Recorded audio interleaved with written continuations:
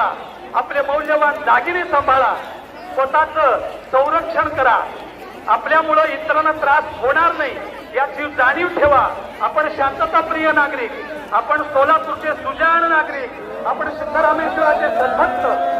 सुंदर असा यात्रा इथे संपन्न झालेला आहे. अत्यंत मंगलमय वातावरणामध्ये शांततेनं प्रतिवर्षाप्रमाणे यंदाही मोठ्या उत्साहानं उल्हासानं शांततेनं ही यात्रा संपन्न झालेली आहे.